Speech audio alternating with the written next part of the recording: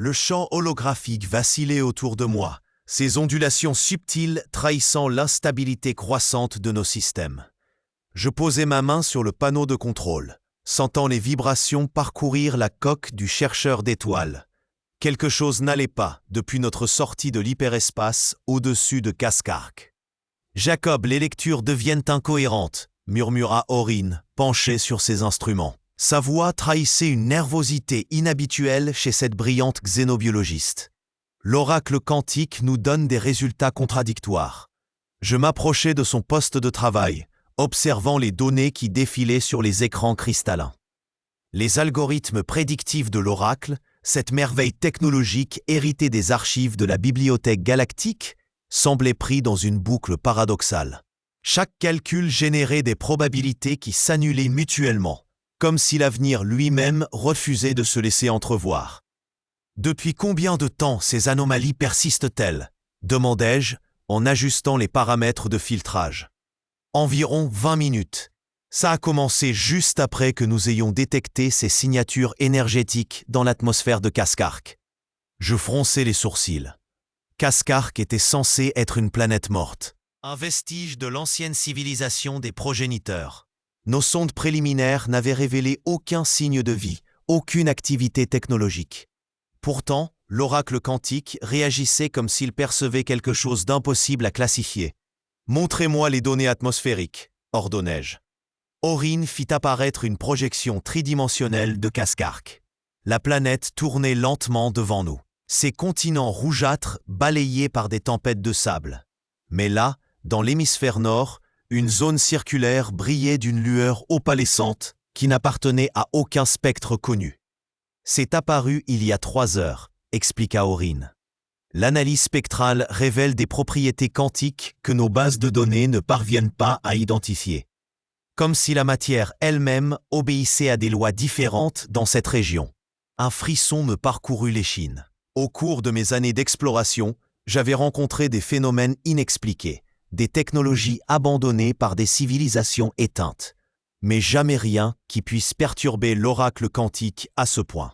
Cet instrument avait été conçu par les plus grands esprits de la galaxie pour prédire les événements cosmiques majeurs, analyser les fluctuations de l'espace-temps lui-même.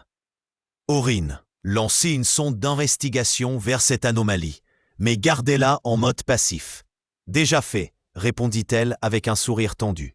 La sonde devrait atteindre la zone dans 15 minutes.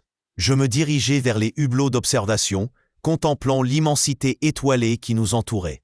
Cascark flottait devant nous, silencieuse et mystérieuse. Selon les archives de la bibliothèque, cette planète avait autrefois abrité une des branches les plus avancées des progéniteurs, une lignée connue sous le nom de gardiens du temps. Ils avaient disparu il y a plusieurs millions d'années, ne laissant derrière eux que des ruines énigmatiques et des légendes fragmentaires. « Jacob !» La voix d'Aurine me fit sursauter. « Vous devez voir ça !» Je me précipitai vers son poste. L'écran principal affichait les données transmises par la sonde d'investigation. Ce que je vis défait toute logique. « C'est impossible », murmurait Aurine. La sonde détecte une structure, mais elle semble exister dans plusieurs dimensions temporelles simultanément. Sur l'écran, une construction colossale prenait forme, floutée par des distorsions spatio-temporelles. Des spirales de métal cristallin s'élevaient vers le ciel, tissées ensemble selon une géométrie non euclidienne qui blessait l'œil. Et au centre de cette structure impossible, quelque chose pulsait d'une lumière dorée. L'oracle quantique devient fou, constata Aurine en observant ses instruments. Il essaye de calculer les probabilités liées à cette structure, mais les résultats changent en permanence, comme si l'objet existait dans un état de flux quantique permanent. Je posai ma main sur son épaule, sentant sa tension. Qu'est-ce que nos bases de données disent sur les gardiens du temps? Aurine fit défiler les archives sur son écran secondaire. Très peu de choses. Ils étaient obsédés par la manipulation temporelle, la prédiction des événements futurs. Certaines légendes parlent d'un projet ultime. Elle s'interrompit, les yeux écarquillés. « Quoi? La course cosmogonique » chuchota-t-elle. Les fragments d'archives mentionnent une course contre le temps lui-même. Les gardiens auraient tenté de... Elle déglutit difficilement.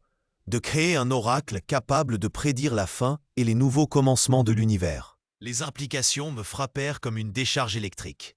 Si les gardiens avaient réellement construit un tel dispositif, cela expliquerait les réactions de notre oracle quantique. Il tentait peut-être d'établir une connexion avec son ancêtre, infiniment plus puissant. « Combien de temps avant que nous entrions en orbite stable ?» demandai-je. « 6 heures au rythme actuel. Accélérez la manœuvre. Je veux être en position d'ici 3 heures. » Aurine hocha la tête et transmit les ordres au pilote automatique. Je sentais l'urgence monter en moi, une certitude inexplicable que nous étions sur le point de découvrir quelque chose de fondamental. Quelque chose qui pourrait changer notre compréhension de l'univers lui-même. Pendant les heures qui suivirent, je restais collé aux écrans, observant les données qui affluaient. La structure sur Cascark devenait de plus en plus nette, révélant des détails stupéfiants. Elle semblait vivante, ses parois cristallines pulsant au rythme d'un cœur titanesque. Et l'oracle quantique continuait ses calculs frénétiques, générant des prédictions de plus en plus étranges. « Jacob », dit soudain Aurine d'une voix blanche, « l'oracle vient de produire quelque chose d'incroyable. » Je m'approchai, le cœur battant. Sur l'écran, un message s'affichait dans la langue universelle des progéniteurs. La lignée perdue attend son héritier. La course approche de son terme. Le gardien du temps ultime doit être désigné. Qu'est-ce que cela signifie ? Murmura Aurine. Avant que je puisse répondre, l'espace autour de Cascark commença à se déformer. Des ondulations violettes parcouraient le vide, et la planète elle-même semblait vibrer dans plusieurs fréquences temporelles simultanément. Les lectures temporelles deviennent chaotiques, cria Aurine par-dessus le sifflement des alarmes qui venaient de se déclencher. Quelque chose se réveille là-bas. Je me précipitais aux commandes manuelles, luttant pour maintenir notre trajectoire. L'espace-temps lui-même semblait se rebeller contre notre présence. Sur les écrans, la structure des gardiens du temps s'illuminait d'une lueur aveuglante, ces spirales cristallines tournant de plus en plus vite. « Jacob !» Aurine pointa l'écran principal. « Regardez !» Une forme émergeait du cœur de la structure. D'abord floue et instable, elle se précisait graduellement. C'était un être humanoïde, mais d'une taille prodigieuse, ses membres étirés selon des proportions impossibles. Sa peau brillait d'un éclat métallique et ses yeux contenaient des galaxies entières. Un gardien du temps, chuchotai-je, subjugué. La créature tourna son regard vers notre vaisseau. Et je sentis son attention comme un poids écrasant sur ma conscience. Puis, d'une voix qui résonna directement dans nos esprits, elle parla. « Enfants des étoiles, vous êtes venus comme il était prédit. La course cosmogonique touche à sa fin, et un nouveau cycle doit commencer. L'oracle que vous portez est l'enfant d'une autre. Il est temps qu'il retrouve son héritage. »« Que voulez-vous dire ?» criai-je, bien que je doute que ma voix puisse. « Atteindre cette entité. Votre espèce a été choisie pour perpétuer notre œuvre. Vous êtes les héritiers de la lignée perdue, celle qui surveillera les cycles de l'univers. Mais d'abord, vous devez prouver votre valeur. » Soudain, l'espace autour de notre vaisseau se transforma. Nous étions toujours en orbite de Cascark, mais la réalité elle-même avait changé. Les étoiles formaient des motifs différents, et la planète en dessous pulsait d'une vie impossible. « Nous sommes dans un espace-temps alternatif », constata Aurine d'une voix étranglée. Nos instruments détectent des anomalies temporelles partout. « La course commence maintenant », reprit la voix du gardien. « Vous devez naviguer dans le labyrinthe du temps, atteindre le cœur de notre oracle avant que la réalité ne se stabilise. Si vous échouez, votre univers connaîtra une fin prématurée. » Je compris soudain l'ampleur de l'enjeu. Cette course cosmogonique n'était pas qu'un test, c'était un mécanisme de sélection, un moyen pour les gardiens du temps de choisir leur successeur. Et notre oracle quantique était la clé, le pont entre leur technologie et la nôtre. Aurine, préparez l'oracle pour une fusion complète. Nous allons avoir besoin de toute sa puissance prédictive pour naviguer dans cette folie temporelle. Jacob, c'est dangereux. Une fusion complète pourrait endommager définitivement votre cortex neural. Si nous échouons, cela n'aura plus d'importance, répliquai-je en me dirigeant vers l'interface de l'oracle. Le dispositif ressemblait à une sphère de cristal liquide, ses facettes internes tourbillonnant de lumière multicolore. Je posai mes mains sur les contacts synaptiques, sentant immédiatement la morsure glacée de la connexion directe. Mon esprit s'élargit, embrassant des probabilités infinies, des futurs qui se ramifiaient comme les branches d'un arbre cosmique. Maintenant, je vois, pensais-je. Les gardiens du temps ont créé ce test pour s'assurer que seuls les plus dignes pourraient hériter de leur technologie. L'univers est en perpétuel cycle de mort et de renaissance, et il faut des gardiens pour surveiller ces transitions.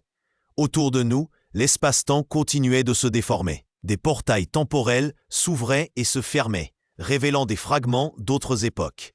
Je vis la naissance de Cascarque, son âge d'or sous la domination des gardiens, sa désolation après leur disparition.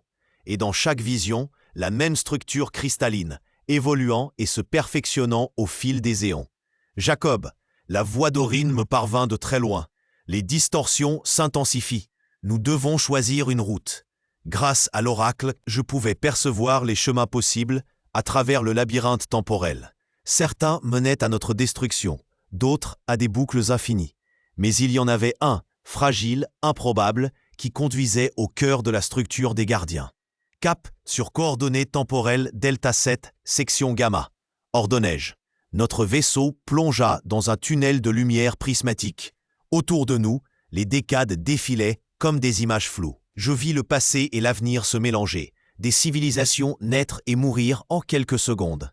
Et à travers tout cela, l'oracle me guidait, calculant des probabilités au-delà de toute compréhension humaine. Nous émergâmes finalement dans un espace de calme relatif, face à l'entrée de la structure des gardiens. Elle s'élevait maintenant devant nous comme une cathédrale de lumière cristallisée, ses spirales atteignant les confins de l'atmosphère de Cascarque. « Bien !» résonna la voix du gardien. « Vous avez prouvé votre aptitude à naviguer dans le temps. Maintenant, entrez et recevez votre héritage. » Une ouverture se matérialisa dans la paroi cristalline. Sans hésiter, je dirigeai notre vaisseau vers l'intérieur.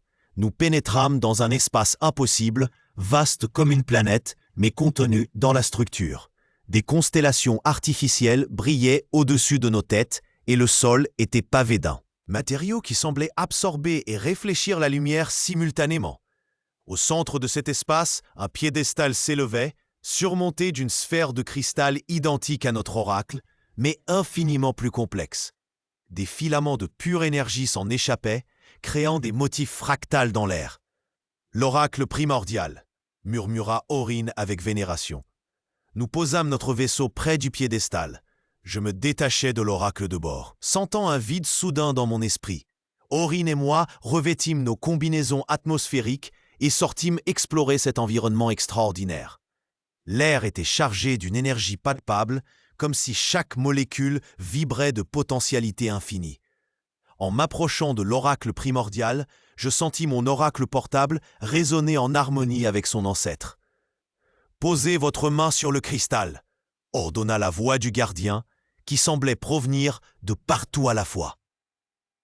J'obéis, sentant immédiatement un flux d'informations envahir mon esprit. Les secrets de l'univers se déployaient devant moi. Les mécanismes de la création et de la destruction, les cycles éternels de mort et de renaissance cosmique, les lois cachées qui gouvernent le temps lui-même. Je compris que les gardiens du temps n'avaient pas disparu. Ils s'étaient transcendés, devenant partie intégrante de la structure temporelle de l'univers. Et maintenant, ils transmettaient leur mission à la prochaine génération d'êtres conscients. « Vous êtes désormais les gardiens », déclara la voix. « Votre espèce surveillera l'équilibre cosmique. Quand viendra le temps du prochain cycle, vous guiderez les nouvelles civilisations comme nous vous avons guidés. » L'oracle primordial se mit à briller plus intensément, et je sentis ses connaissances se déverser dans l'oracle que nous avions apporté. Notre petit dispositif se transforma, ses circuits cristallins évoluant vers des configurations impossibles. « Jacob !» cria Aurine. « Regardez !» Je me retournai pour voir que toute la structure autour de nous devenait translucide. À travers ses parois, je pouvais apercevoir l'univers dans toute sa splendeur temporelle. Passé, présent et futur, superposés en une tapisserie cosmique éblouissante. « Votre formation est terminée », annonça le gardien. « Retournez dans votre réalité et commencez votre veille. D'autres viendront, comme vous êtes venus. Guidez-les comme nous vous avons guidés. » L'espace autour de nous commença à se contracter. Notre vaisseau et nous-mêmes fûmes aspirés vers un point de lumière aveuglante. Puis, aussi soudainement qu'elle avait commencé, l'expérience prit fin. Nous nous retrouvâmes en orbite stable autour de Cascarque, mais la planète avait retrouvé son aspect désolé habituel. Seule trace de notre aventure, l'oracle transformé qui trônait maintenant au centre de notre vaisseau, irradiant une sagesse séculaire. Était-ce réel ? Demanda Aurine d'une voix tremblante. Je contemplais l'oracle, sentant sa nouvelle connexion avec les mystères du cosmos. Plus réel que la réalité elle-même, répondis-je. Nous faisons maintenant partie de quelque chose de plus grand. La course cosmogonique était un test, et nous l'avons réussi. Dans les semaines qui suivirent, nous explorâmes les nouvelles capacités de l'oracle. Il pouvait maintenant prédire les événements sur des échelles de temps géologiques, anticiper l'évolution des civilisations, même entrevoir les signes avant-coureurs des cycles cosmiques majeurs. Et parfois, tard dans le cycle de veille du vaisseau, je percevais d'autres présences dans l'univers, d'autres espèces qui avaient réussi l'épreuve des gardiens, d'autres gardiens veillant sur leur secteur de la galaxie. La lignée perdue avait trouvé ses héritiers, et la course cosmogonique continuait, éternelle, surveillée par ceux qui avaient prouvé leur valeur face au mystère du temps lui-même.